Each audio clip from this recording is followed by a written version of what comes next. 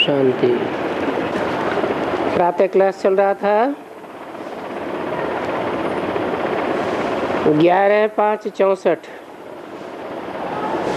सोमवार को चौथे पेज के मध्य में बात चल रही थी कि बरोबर पहले पहले सोमनाथ मंदिर था।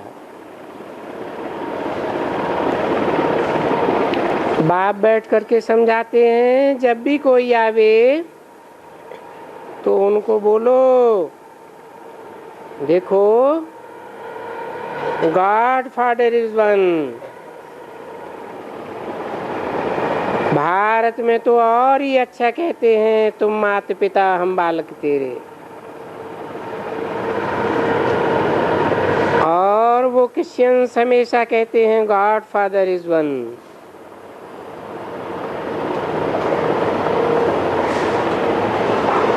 ये है mother and father and country,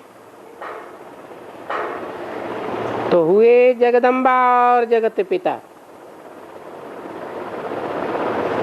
और कोई भी गांव में जगदम्बा जगत पिता होते नहीं हैं।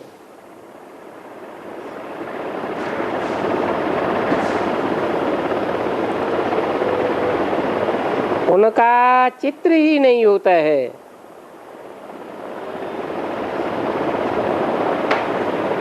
शिव का भले हो, परंतु जगदम्बा और जगत पिता का चित्र यहाँ ही होता है।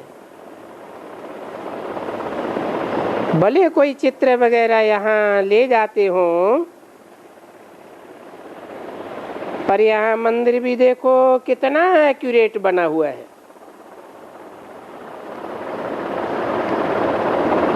कहाँ की बात बताई है? कौन से मंदिर की बात हो रही थी? सोमनाथ मंदिर की बात हो रही थी। जो बताया सोमनाथ के साथ सोमनाथी भी जरूर होगी।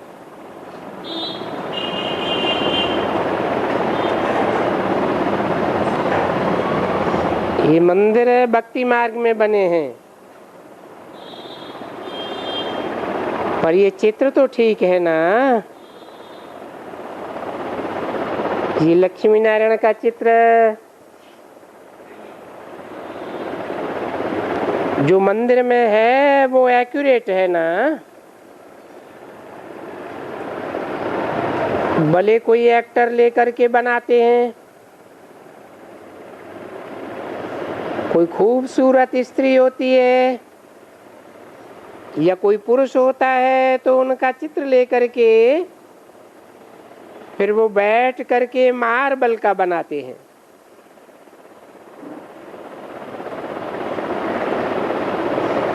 क्योंकि श्री लक्ष्मी नारायण का वो चित्र तो रह नहीं सकता है, उसका फोटो तो निकल नहीं सकता है। हाँ, ये जरूर है कि श्री लक्ष्मी नारायण ने सतयुग में राज्य किया है।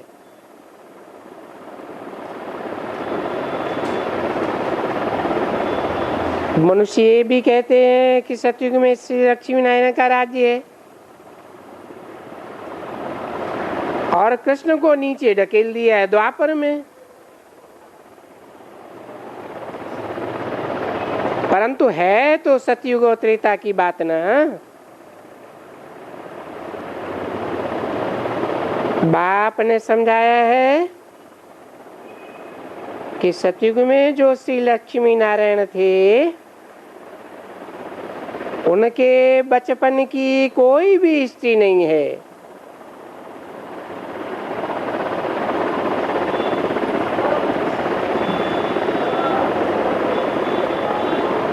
तो हिस्ट्री किन की है? शास्त्रों में हिस्ट्री दिखाते हैं लक्ष्मी नारायण की। वो कौन से लक्ष्मी नारायण हैं? सतयुग के हैं या संगम युग के हैं? वास्तव में सारी सृष्टि संगम युग की है।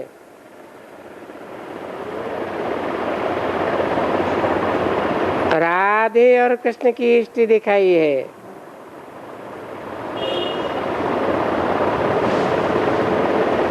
राधे और कृष्ण की सृष्टि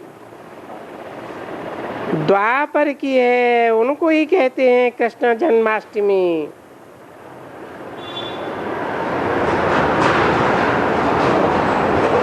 फिर भला कोई बताए कि नारायण अष्टमी कहाँ गई?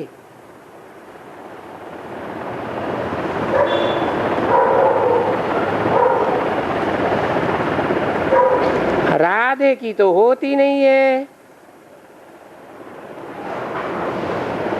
कृष्ण की होती है। अगर कृष्ण को द्वापर में ले आए, क्योंकि एक ही मनुष्य चित्र वाला, फिर चित्र का मनुष्य होता नहीं है। नाम रूप देश काल सब फिर जाता है। अगर द्वापर में भी गए तो फिर उनकी तो महिमा ही नहीं है।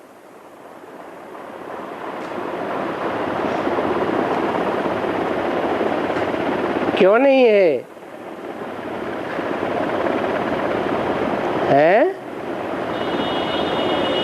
द्वापर तो द्वैतवादी युग है, जहां से रावण राज्य शुरू होता है। परंतु कृष्ण की आत्मा तो वहां जन्म लेती है ना।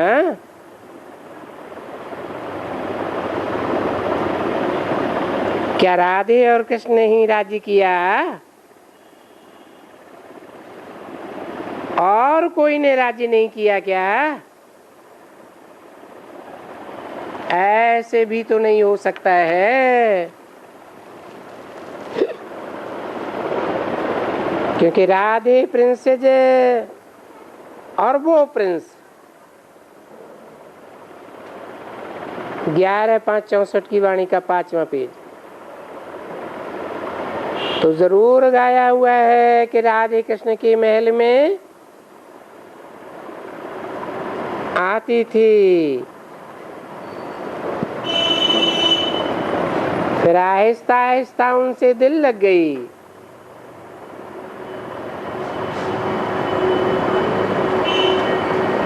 वो राधे अपनी राजधानी में रहती थी और वो अपनी राजधानी में।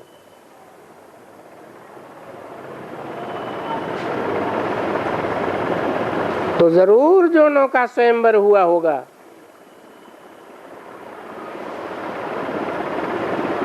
राधे कृष्ण का राज्य कभी गाया हुआ नहीं है,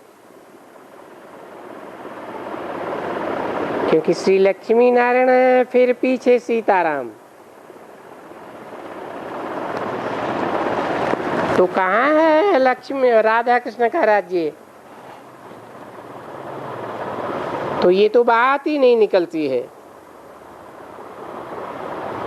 डायनेस्टी है सूर्यवंशी, फिर चंद्रवंशी। तो चंद्रवंशी में सूर्यवंशी कृष्ण तो आ ही नहीं सकता,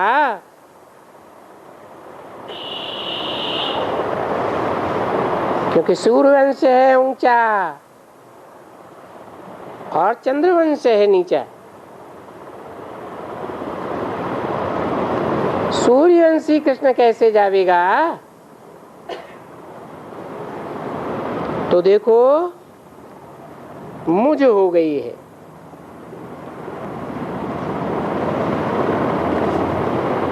सूर्यवंशी कृष्ण चंद्रवंशी राधे के यहाँ क्यों नहीं जावेगा?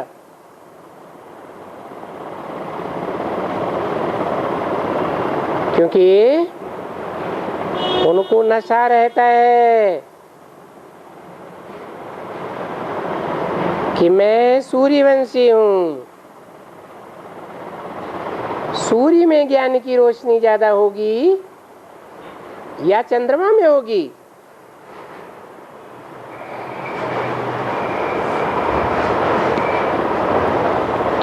राय दिया है, ये मानते हैं कि सतयुग में श्री लक्ष्मी नारायण का राज्य था। तो देखो कितना घोटाला है। परंतु जब कोई एकदम नया आवे तो उनको बोलो, देखो एक बात तो पहले सुनाओ कि परमपिता परमात्मा जिनको गॉड फादर कहते हैं वो तो एक है ना।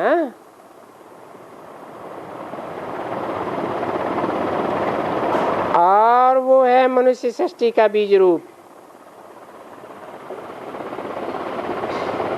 सारी मनुष्य सृष्टि का बीज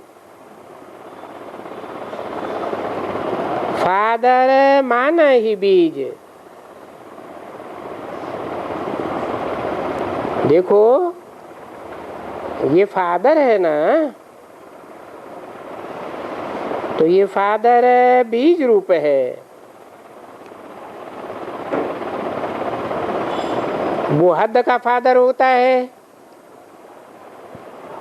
ये बेहद का फादर है।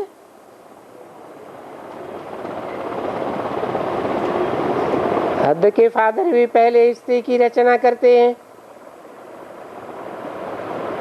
इसने भी स्त्री रची, बरोबर स्त्री का तन लिया ना।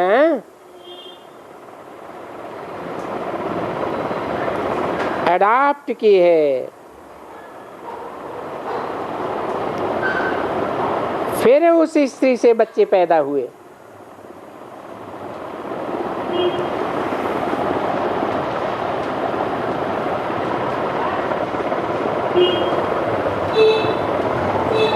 हद के बाप पैदा करते हैं, अडॉप्ट नहीं करते। हाँ, स्त्री को अडॉप्ट किया, ये मेरी स्त्री है, और स्त्री कहती है ये मेरा पति है, तो इसको एडॉप्शन कहा जाता है। एंगेजमेंट।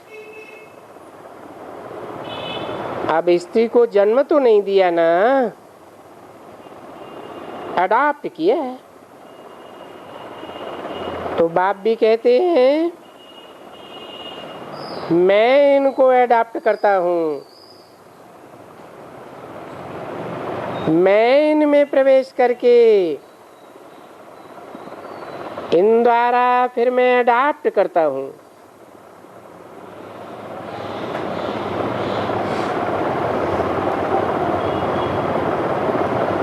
किन में प्रवेश करके? इनमें ये शब्द एक वचन है कि बहुवचन है? बहुवचन है, तो ये दो हुए जो गाए जाते हैं, तुम माता पिता हम बालक तेरे। इनमें प्रवेश करता हूँ, ऐसा कोई समझा नहीं सकेंगे कि मैं अडॉप्ट करके ये सृष्टि रचता हूँ। भगवान ने सृष्टि कैसे रची ये कोई को मालूम थोड़ी है। नहीं, हाँ ये जरूर है कि समझते हैं, मुसलमान भी पढ़ते हैं कि किसको किसने पैदा किया। वो कहते हैं अल्लाह ने पैदा किया। अब कैसे अल्लाह ने पैदा किया? वो फादर तो है, खुदा तो है, बाप तो है, परंतु पैदा कैसे किया कोई भी नहीं जानते हैं। क्या होता है? क्या प्रलय होती है? उसके बाद कोई सागर पर एक पत्ते पर अंगूठा चूसते हुए आता है, भला अगर एक ही मनुष्य आया, परंतु सृष्टि रचने के लिए तो दो चाहिए ना, स्त्री भी चाहिए। तो सागर में दो दिखलाना चाहिए। ये भी एक भूल है कि सृष्टि जब नई नई होती है तो कृष्ण सागर में पत्ते के ऊपर लटकता हुआ आता है, ऐसे शास्त्रों में दिखाते हैं ना। परंतु एक से क्या हो सकता है? अगर मनुष्य है तो फिर दूसरा मनुष्य फीमेल भी चाहिए। और यहाँ मनुष्य की तो बात है ही नहीं। बाप कहते हैं मैं बैठ करके तुमको अडॉप्ट करता हूं।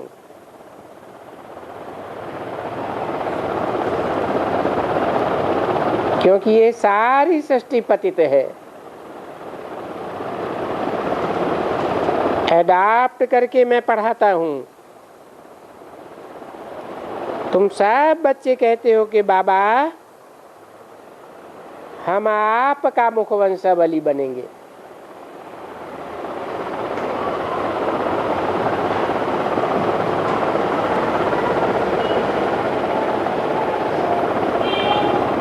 आपका माने कौन किससे कहता है? माना तुम सूर्यवंशी बच्चे कहते हो कि हे बाबा ज्ञान सूर्य, हम आपके मुखवंशावली बने हैं। तो फिर मुखवंशावली बनने के लिए मुख भी चाहिए ना। तो बाप कहते हैं मैं इस मुख का आधार लेता हूं।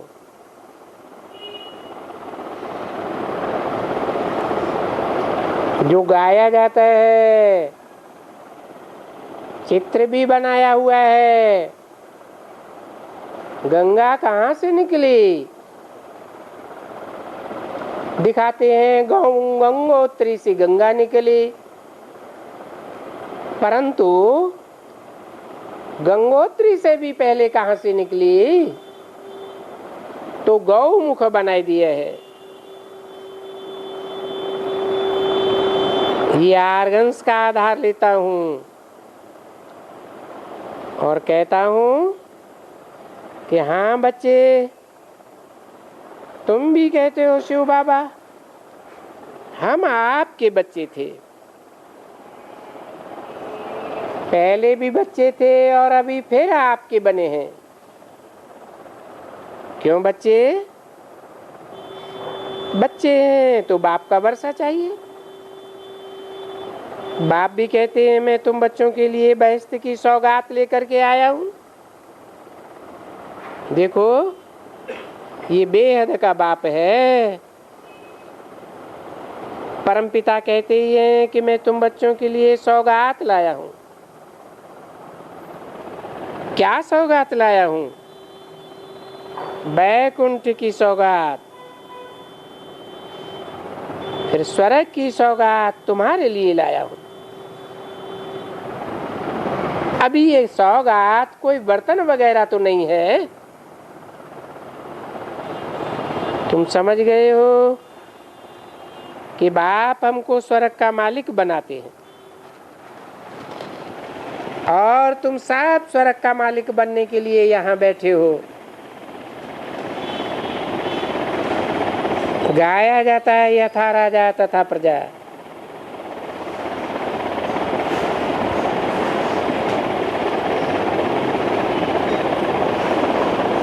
स्वर्ग का मालिक बाप भी है, राजा भी है, रानी भी है, तो प्रजा भी है। आज की दुनिया के लिए तो नहीं कहेंगे कि यथा राजा तथा प्रजा। राजा भी मालिक है तो प्रजा भी मालिक नहीं। तो बच्चों को यही समझाया जाता है कि बच्चे ये राजयोग है, इस राजयोग में राजधानी स्थापन हो रही है, राजाई स्थापन हो रही है, उसमें प्रजा वगैरह सब होगी। तो देखो कितनी बड़ी राजाई स्थापन हो रही है।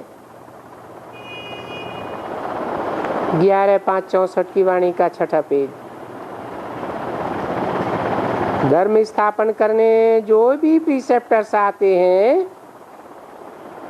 वो आकर के ऐसे नहीं कहेंगे कि मैं कोई क्रिश्चियन राजाई स्थापन करता हूं। नहीं, वो इब्राहिम, बुद्ध, क्राइस्ट आदि सब अपना धर्म स्थापन करते हैं, राजाई कोई नहीं स्थापन करते। कोई भी आएगा तो ऐसे नहीं कहेगा कि मैं सिख राजाई स्थापन करता हूं। नहीं, ये सो भी यहाँ बैठ करके राजाई स्थापन करते हैं।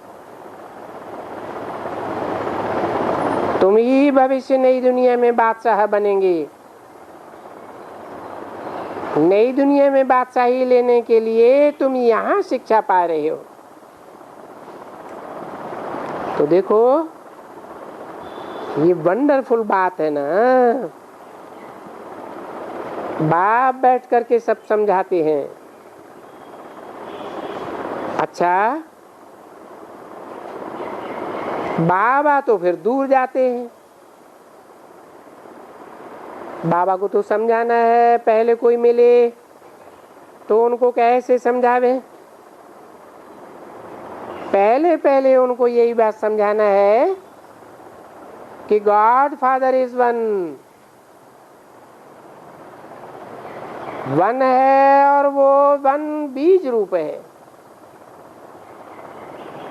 हम सभी उनके बच्चे हैं, इसलिए आपस में ब्रदरहुड है। वो फादर है और हम उनके बच्चे हैं। गॉड फादर है। अभी जब फादर है तो क्रिएटर है, और क्रिएटर है हेवन का, स्वर्ग का। तो ये तो जरूर कहेंगे ना, तो जरूर हमको उनसे स्वर्ग की बादशाही का हक है। अभी तो कलयुग है, कलह युग को ही कलयुग कहा जाता है। यहाँ तो कलह क्लेश का युग है। ये कोई भगवान का वर्षा नहीं है। तुमको मालूम नहीं कि सतयुग में बादशाही थी और वो सुख शांति की बादशाही बाप ने दी। अब क्रिएट करेगा तो फिर से 500 करोड़ मनुष्य तो नहीं क्रिएट करेंगे जिनको बादशाही देंगे। तो देखो ये नई क्रिएशन है। कौन सी? जो सतयुग में क्रिएशन क्रिएट करते हैं उसका नाम ही है सूर्यवंशी क्रिएशन। तुम भविष्य के लिए सूर्यवंशी राजधानी का मालिक बनते हो।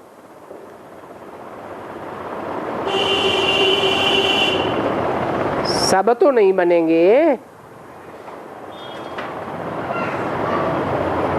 तो तुमको क्रिएट किया है। तो देखो ये मनुष्य सृष्टि कैसे क्रिएट करते हैं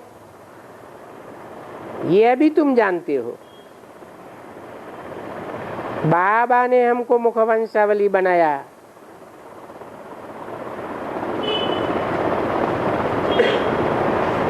और और क्रिएट करने का तो कोई अर्थशास्त्र भी नहीं लिखा हुआ है।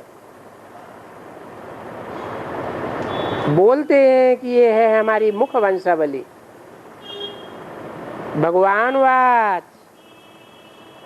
ये मेरी मुख वंशावली है और बाकी सभी रावण की कुख वंशावली है।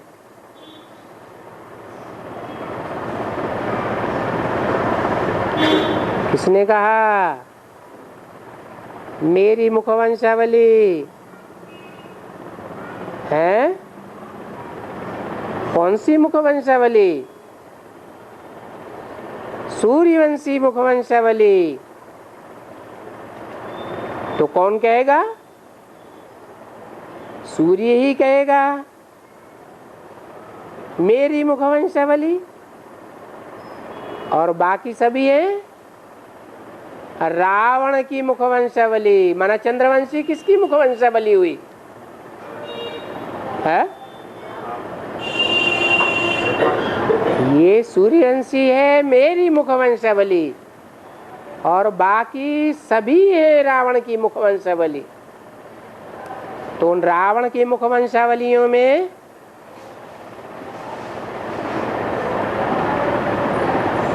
चंद्रवंशी मुख वंशावली आती है या नहीं आती है? हैं? आती है। बाकी इस्लामी, बौद्धिक, क्रिश्चियन आदि सभी आ जाते हैं। बाप की है मुख वंशावली और रावण की है कुख वंशावली। कैसे?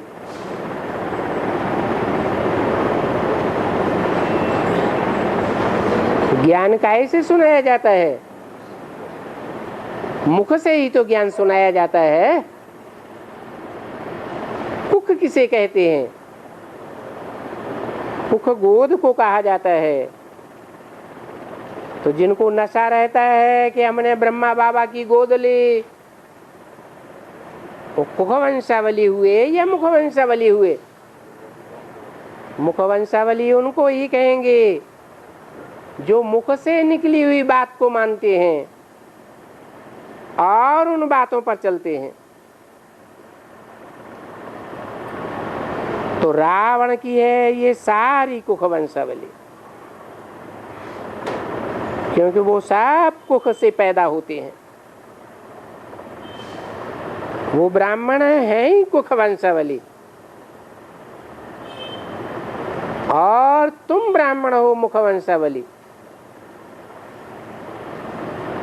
तुम किसको कहा जाता है? जो सन्मुख बैठे होते हैं उनको तुम कहा जाता है।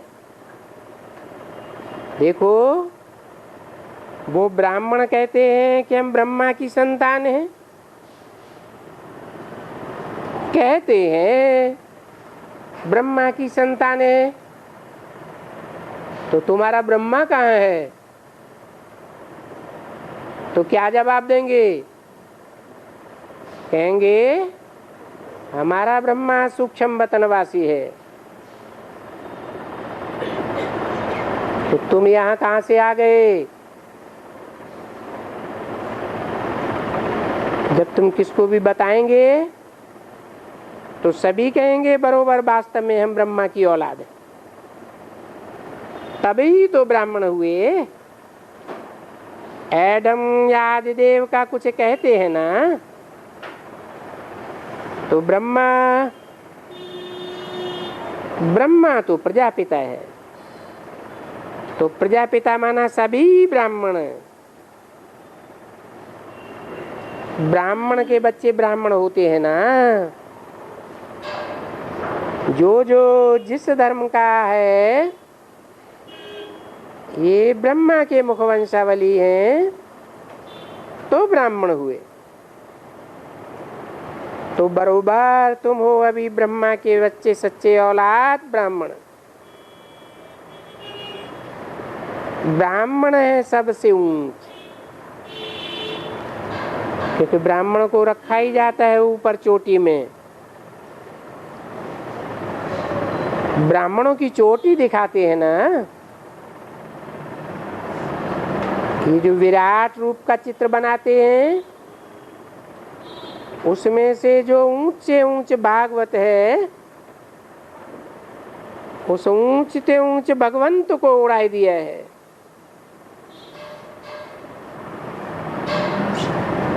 भक्ति मार्ग में विष्णु का ऐसा चित्र दिखाते हैं ना,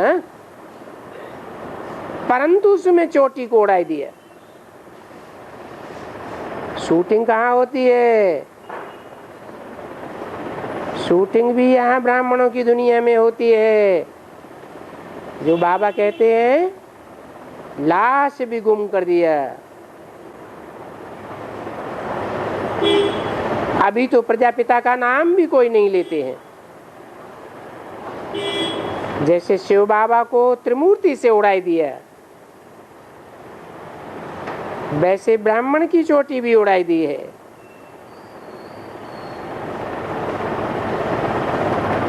जब कोई से या बोलेगा तो देवताएं क्षत्रिय वैश्य शूद्र बोलेंगे। विचारों को ब्राह्मण का पता ही नहीं है।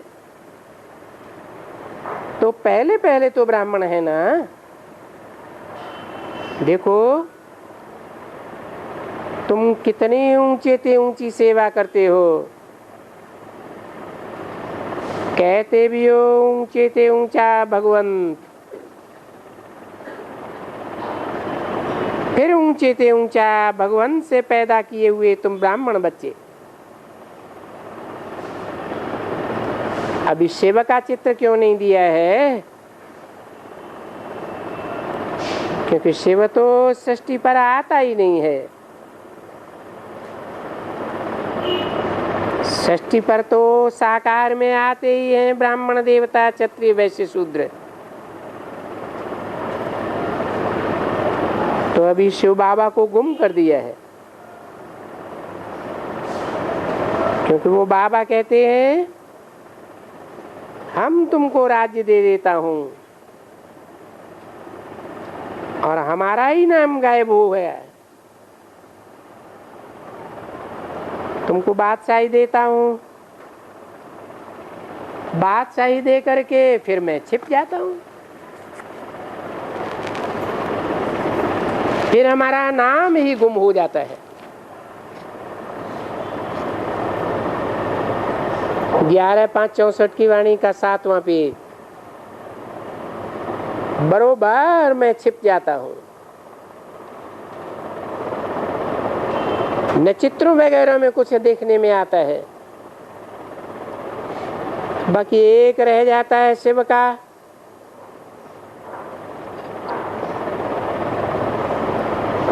तो शिव का कोई चित्र है क्या? मनुष्य का चित्र होता है तो इंद्रियां दिखाई जाती है, नाक आंख कान भौं सब दिखाते हैं। ये शिव क्या है? क्या किया शिव ने? कैसे सृष्टि रची? वो बात कोई को पता नहीं है।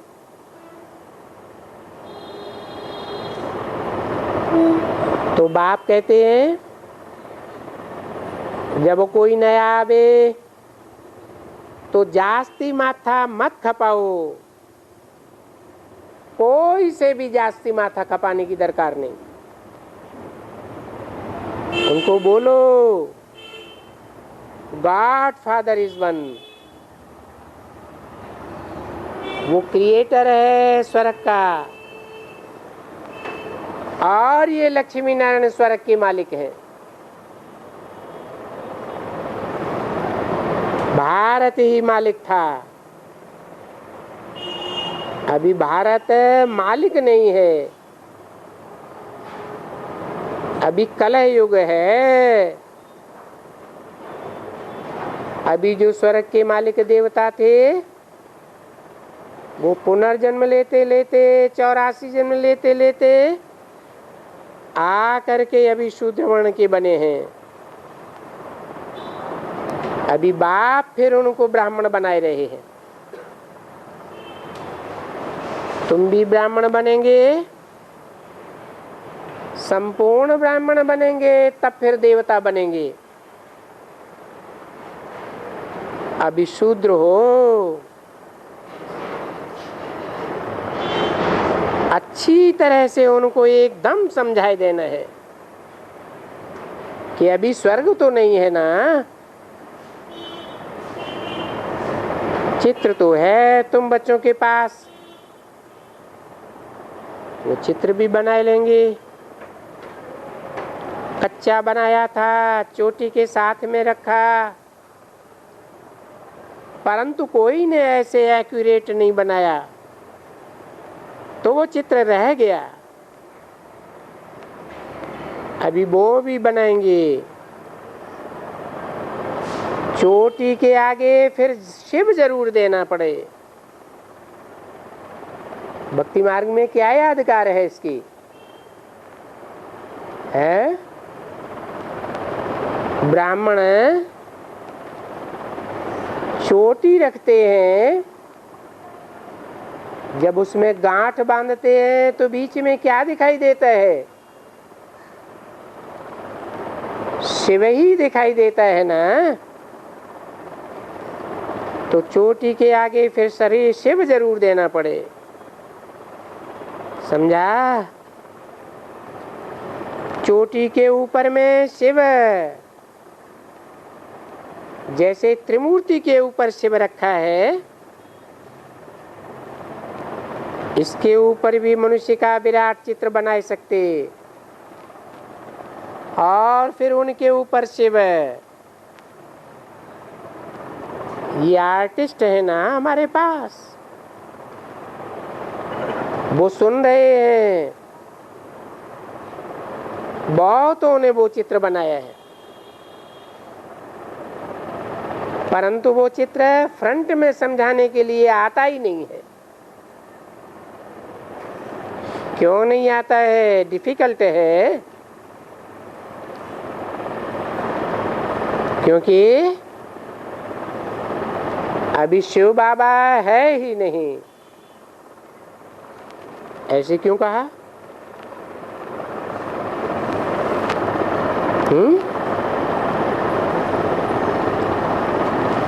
64 की वाणी है, उस समय के लिए बोला, अभी शिव बाबा है ही नहीं। शिव बाबा किसको कहा जाता है? साकार और निराकार के मेल को शिव बाबा कहा जाता है। कौन सा साकार? मुकर्रर रथ है या टेम्पररी रथ है? मुकर्रर रथ। तो जो ब्रह्मा का तन था, जिस ब्रह्मा की तन से ये वाणी चलाई, वो मुकर्रर था या टेम्पररी था? है टेम्पररी था। सन 47 से शुरू हुआ उनके तन से मुरली चलाने का काम, और 68 तक चलता रहा, बाकी गायब हो गया। तो मुकर्रर तो नहीं कहेंगे, मुकर्रर माना आदि से अंत तक, आदि में भी हो, मध्य में भी हो, अंत में भी हो।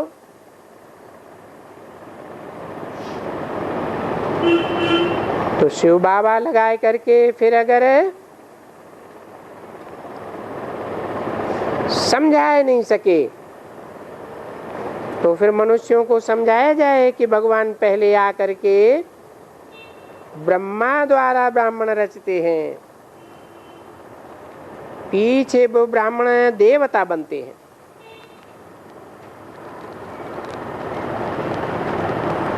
देवता से फिर क्षत्रिय बनते हैं। ऐसे ऐसे करते करते फिर 84 जन्म होते जाते। तो ये समझाने के लिए भी तो चित्र की दरकार होगी ना। अभी बाबा तो डायरेक्शन देगा, तो जो चित्रकार होगा, क्योंकि वो चित्रकार सुनते तो है ना, टैप में भी सुनते हैं, तो समझेंगे कि हाँ ऐसा बनाना चाहिए। जो मनुष्यों को समझाने से ठीक हो जावे। ये तो डिटेल में फिर बाबा चला गया, किसको कैसे समझाया जाए ये बाबा फिर भी समझाते हैं। कोई बात ऐसी आवे तो चिढ़ो नहीं, क्योंकि मनुष्यों को अल्फ पहले समझाना है।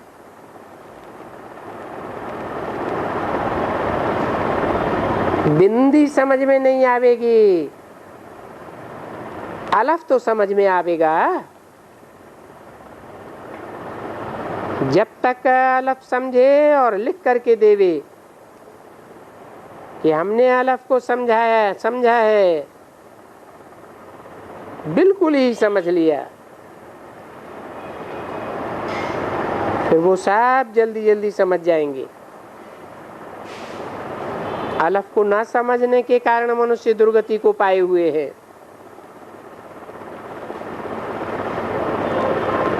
तो कौन हुआ अलफ? कब से दुर्गति हुई है?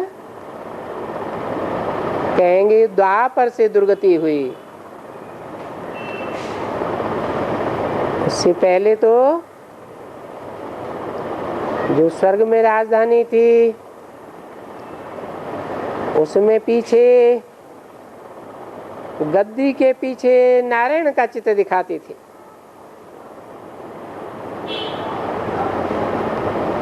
तो दुर्गति की बात ही नहीं। फिर द्वापर से द्वैतवादी युग आने के कारण वो चित्र गुम हो गया।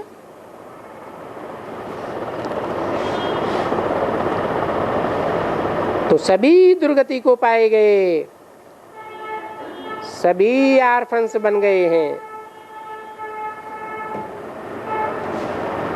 तो मूल है एक बात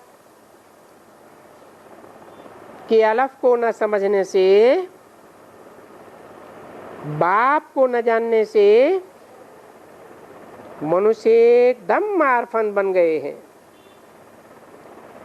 दुखी हो गए हैं।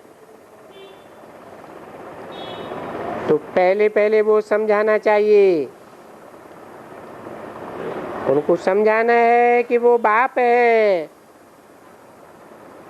और ये सभी ब्रदर्स हैं।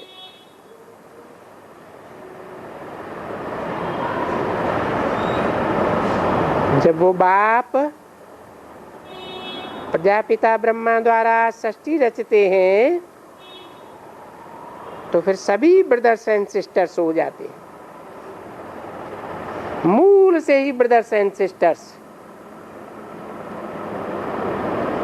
तो ये जो सिजरा है ऐसे ही है। शिव की आत्मा तो है ही इमॉर्टल। पीछे जब मनुष्य सृष्टि रची जाती है तो पहले पहले हैं ब्रह्मा सरस्वती, पहले पहले हैं ब्राह्मण, पीछे ये सब बिरादरियां कमती होती जाती हैं। पीछे ब्राह्मण से देवता बनते हैं, देवता से क्षत्रिय बनते हैं, क्षत्रिय से वैश्य बनते हैं, वैश्य से शूद्र। ऐसे ही सृष्टि का झाड़ वृद्धि को पाता रहता है। झाड़ तो है बच्चों के पास। पहले पहले एकदम क्रिएटर से ही भूल जाएं तो क्या समझेंगे? आर्फन बन गए हैं, सब दुखी हो गए हैं, बिल्कुल दुखी। साधु संत महात्मा सब दुखी बने। बाप कहते हैं मैं साधुओं का भी परित्राण करने आता हूँ, यानी उद्धार करने आता हूँ। मुझे आना पड़ता है क्योंकि वो साधु भी दुर्गति को पाए हुए हैं। फिर भी उसमें अक्षर तो लिखा हुआ है कि मैं आता हूँ सबका उद्धार करने के लिए। जब ये साधु आ गए तो बाकी सब कचरपट्टी हो गई। समझा? ये कचरपट्टी कैसे बनी? कचरपट्टी बनाने वाला कौन? बाप पूछते भी हैं, रावण कौन? जवाब भी देते हैं, जरूर कहेंगे ये गुरु लोग। ये साधु संत गुरु लोग इनका अर्थ भी नहीं समझते हैं,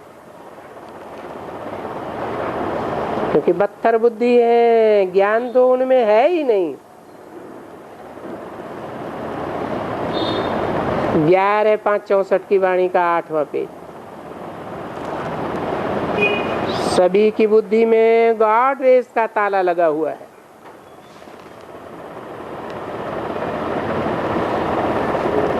पत्थर पड़ा हुआ है। गॉड रेस का ताला क्यों कहा? गार्ड तो सबसे ऊंचे से ऊंचा है ना, उसकी रेजेज, उसकी ज्ञान की किरणें बुद्धि को ताला लगाएंगी या ताला खोल देंगी? है? ताला क्यों लग जाता है? ताला इसीलिए लगता है कि बाप बार बार समझाते हैं और बार बार बच्चे उन बातों का उल्लंघन करते हैं, धारण ही नहीं करते। तो गॉड इसका ताला लग जाता है, कुछ भी समझते नहीं। फिर बाबा आकर के कहते हैं, माया ने तुमको बिल्कुल ही तुच्छ बुद्धि बनाई दिया, माना पत्थर बुद्धि कर दिया। बच्चों को समझाने के लिए बाबा फिर भी डिटेल में चला जाता है,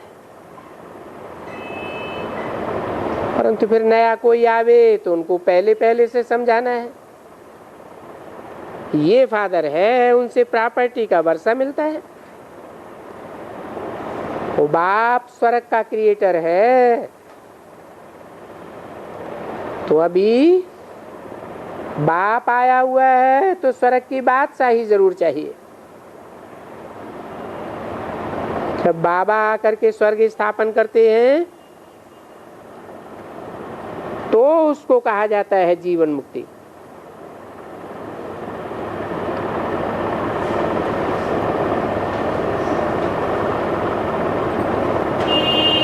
जब जीवन मुक्ति की स्थापना करने आते हैं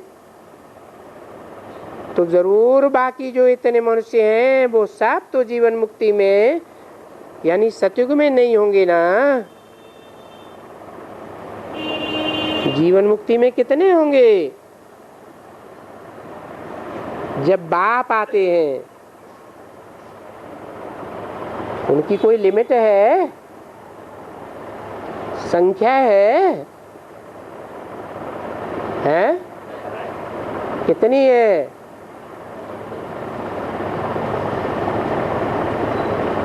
है? जीवन मुक्ति की स्थापना करने आते हैं तो जीवन मुक्ति में सब तो नहीं होंगे ना।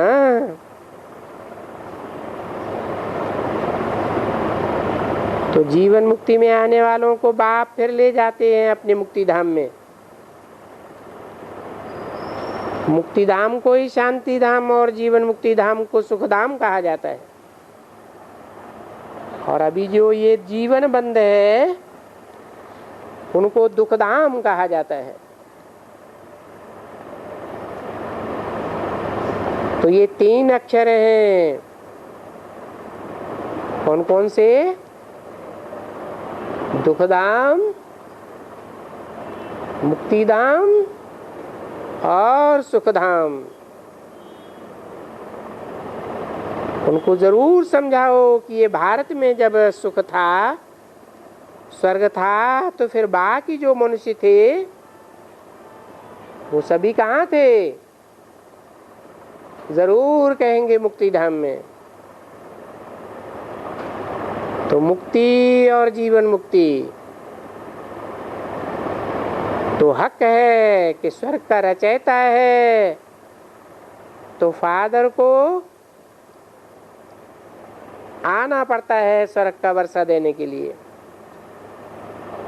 फादर से स्वर्ग का वर्षा मिलना चाहिए। तो फिर बताना होता है कि हम ये वर्षा ले रहे हैं। ये वर्षा भारत में ही था, अब नहीं है। फिर हमको ये वर्षा मिलता है। तो बाबा कहते हैं आकर के समझो, इसमें मेहनत कुछ भी नहीं है। ऐसे नहीं दूर बैठे बैठे समझ जाओगे।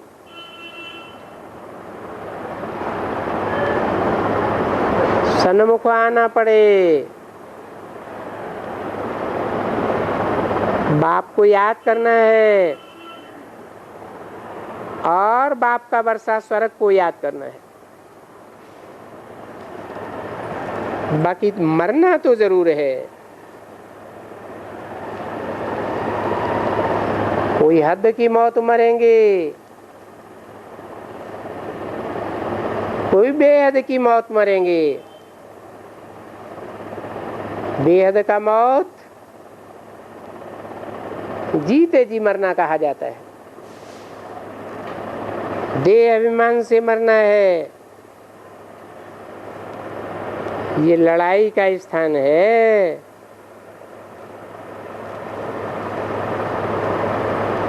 इस समय में हर एक के ऊपर पापों का बोझा बहुत है। जितना जितना बाप को याद करेंगे उतना ही तुम हेल्दी बनेंगे।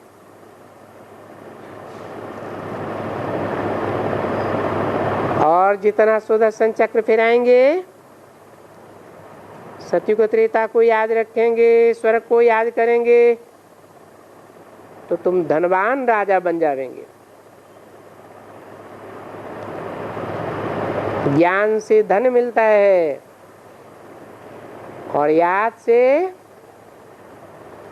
आत्मा हेल्दी बनती है। तो वहां नई दुनिया में शरीर भी हेल्दी मिलेगा। तो ये अच्छी बातें सुनाते रहो। इन बातों को सुनाने में कोई तकलीफ तो नहीं होती है ना। तो बस बाप और बाप का वर्षा, ये दो चीजें पकड़ करके लिखवाओ।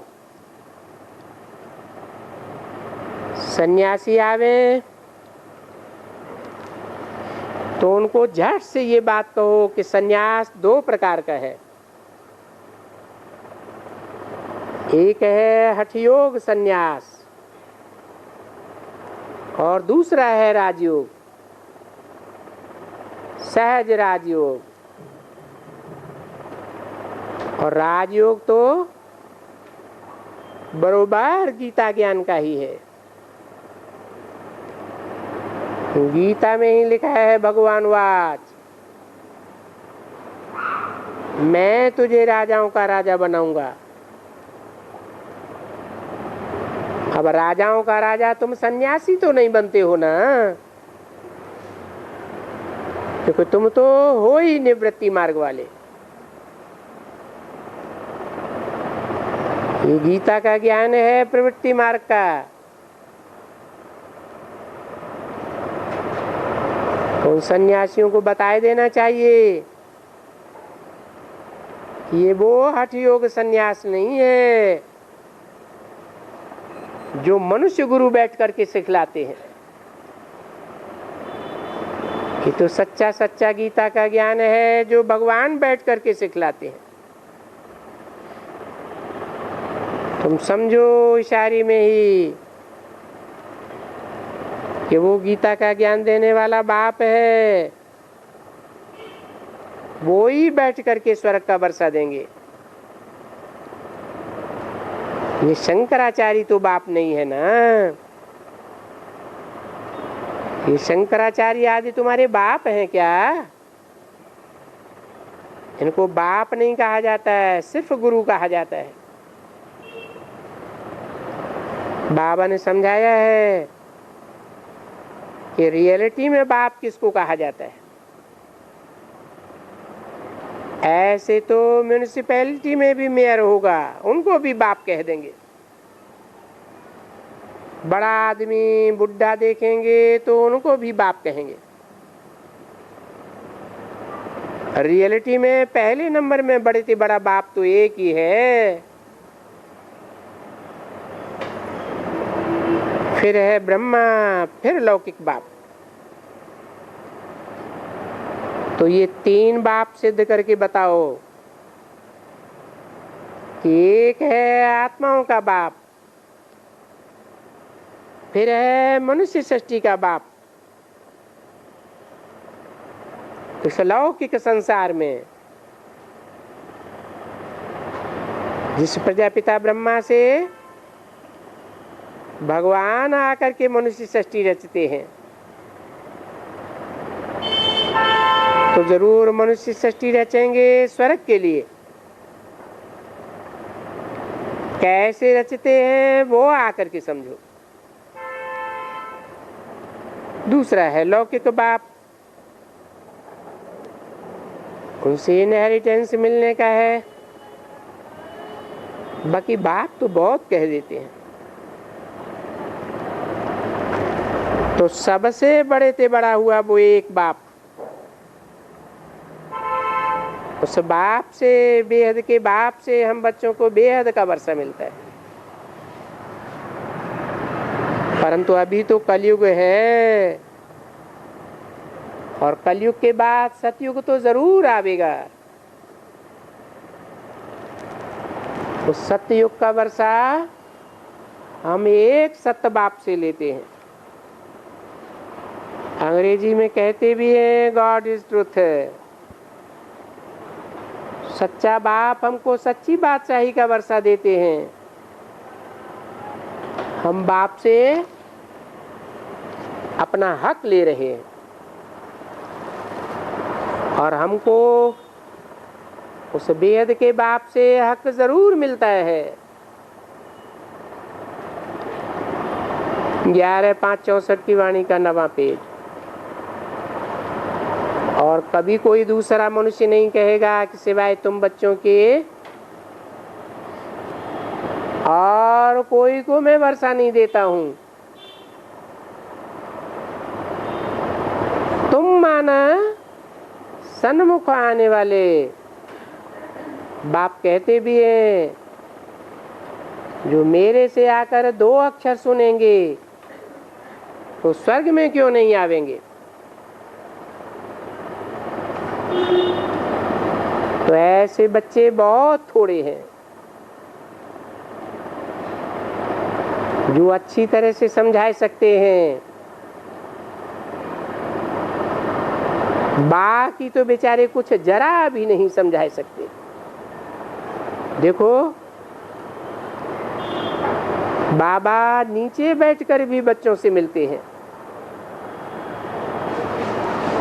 अभी बच्चों को अपन से भी ऊपर बिठाए करके तुम देखते हो। यहाँ कोई गलीचे वलीचे हैं क्या? नीचे बैठे हैं। तो बाप सिखलाते हैं कि हे बच्चे, तुम्हें अहंकारी टट्टू कभी नहीं बनना, निरहंकारी होकर के रहना। जो अहंकारी होते हैं वो देह अभिमान में रहते हैं, तो उनको अहंकारी कहा जाता है। जो देही अभिमानी होते हैं उनका वातावरण, उनकी शक्ल अलग ही होती है। वो बहुत नम्रता से समझाते हैं और अच्छी तरह से समझाते हैं। देखो बाप कितनी नम्रता से समझाते हैं, और देखो बाप आते कहाँ हैं और किसमें आते हैं और फिर कैसे समझाते हैं। हाईएस्ट अथॉरिटी है भगवान, और तुमको कितना प्यार से पढ़ा रहे हैं। स्कूल में जो नालायक बच्चे होते हैं तो बड़ी चंचलता करते हैं और टीचर को बहुत तंग करते हैं। न पढ़े तभी टीचर को तंग करे ना, जरूर तंग करते होंगे। तो देखो आ करके तुम बच्चों का हूबहू ऐसे टीचर बना है और पढ़ाते देखो कितना साधारण। बाप को कोई समझ सकेगा कि ज्ञान का सागर है? कोई समझेंगे परमात्मा बाप इनको पढ़ाते हैं? तुम बिगर कोई समझेगा नहीं। तुम्हारे में भी बहुत थोड़े हैं जो यथार्थ रीति से समझते हैं, नहीं तो आश्चर्यवत भागंती क्यों हो जाते हैं, क्यों गिर जाते हैं, ऐसे ऊंचते ऊंच बाप की मत पर क्यों नहीं चलते हैं। बाप कहे बच्चे मैं फरमान करता हूं कि तुम कभी भी विकार में नहीं जाना, नहीं तो हमेशा के लिए तुम्हारी सत्यानाश हो जाएगी।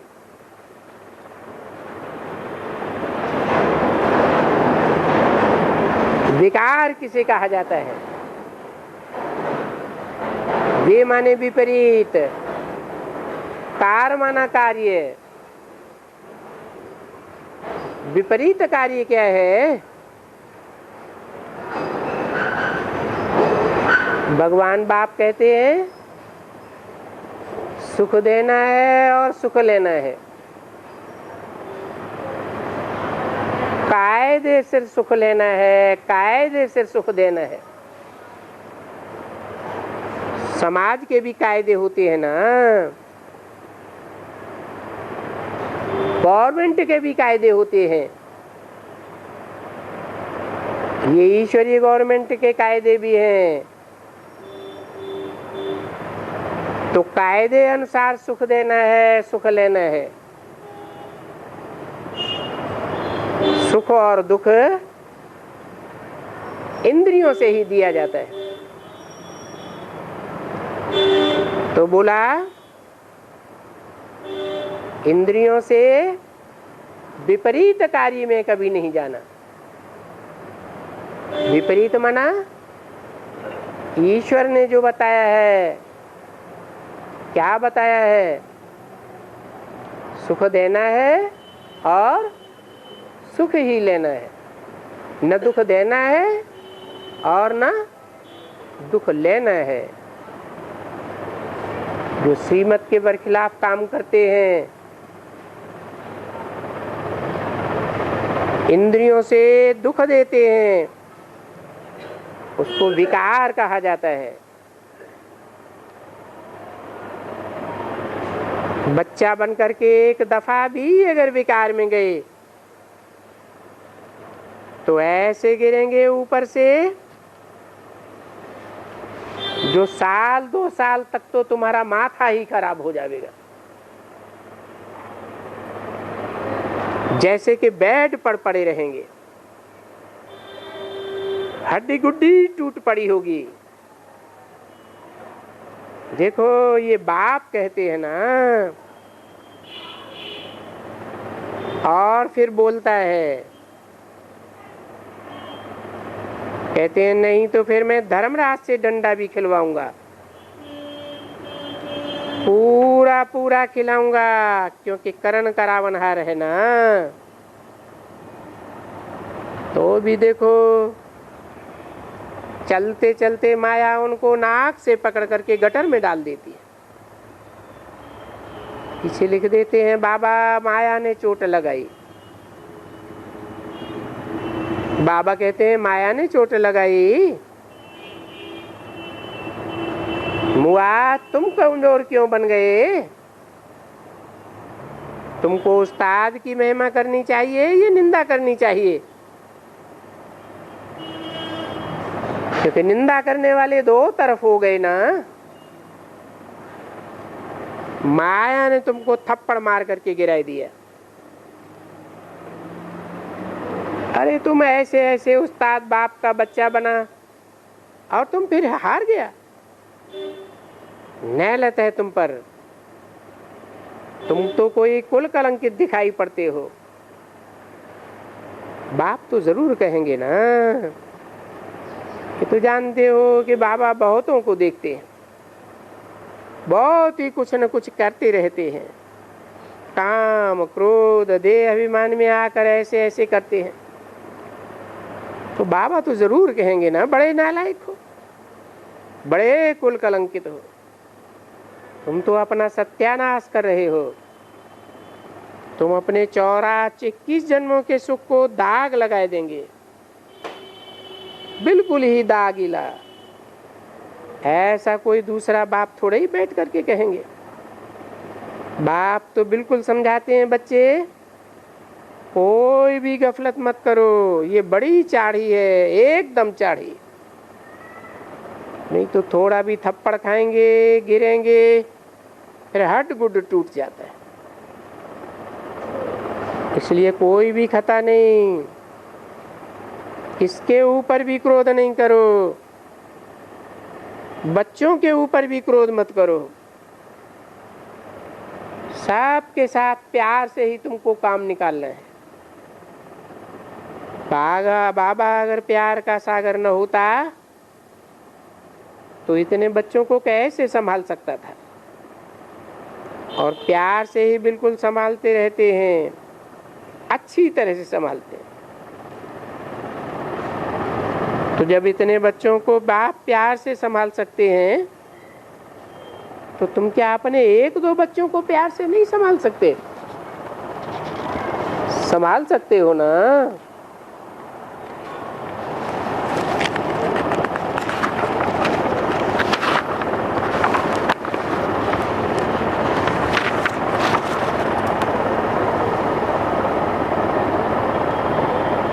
संभाल नहीं सकते हो तो थप्पड़ मार देते हो।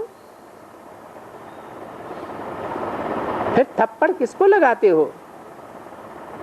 छोटे छोटे बच्चों को थप्पड़ लगाते हो, उनको तो और ही थप्पड़ नहीं लगाना चाहिए, क्योंकि वो छोटे बच्चे तो महात्मा लोग हैं, विकार की बातों को तो जानते ही नहीं है। बाप तो विकारी होता है। तो तुम ये क्या करते हो? विकारी हो करके उस महात्मा बच्चे को थप्पड़ लगाते हो। तो बच्चा तो महात्मा ही गिना जाता है। अच्छा,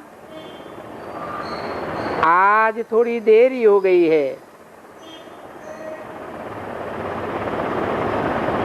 दिन भी सोमवार का है, परंतु बच्चों को समझाना बहुत अच्छा है। पहले पहले तो एकदम तुम्हारा खुशी का पारा चढ़ा हुआ होना चाहिए। हम बाप से वर्षा लेते हैं और देखो बाप कितना साधारण है, इतना साधारण है, इसलिए ही शायद तुम मुझे जाते हो।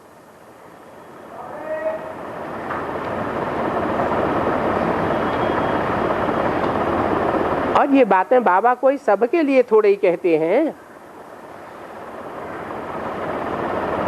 बच्चे बाप के पास आते हैं तो बाबा पूछते हैं तुमको कब निश्चय हुआ? कहते हैं 2 वर्ष हुए। अरे मुझे तो वंडर लगता है कि तुमको 2 वर्ष हुआ। उस बाप को जानने के बाद जो स्वर्ग का मालिक बनाते हैं उनसे मिलने के लिए तुमको फुर्सत नहीं मिलती। कोई बंधन नहीं, कुछ फलानी बात नहीं। तुम कोई भी पक्षी थोड़े ही हो। मिसाल दिया ना कि तोता झाड़ पर बैठा था और रड़ी मारता था कि मुझे कोई छुड़ाओ। अरे तुमको पर है, तुम रड़ियां क्यों मारते हो? सन्यासी लोग ये दृष्टांत देते हैं। अरे बच्ची, कोई भी हो, कुछ भी हो, पति हो, अरे बाप मिलते हैं तो फिर क्या? तुम गाते रहते हो और संग तोड़ तुम संग जोड़। अभी तुम कहेंगे कर्म बंधन है, और अगर है तो फिर तोड़ो ना। अच्छा, ओम शांति।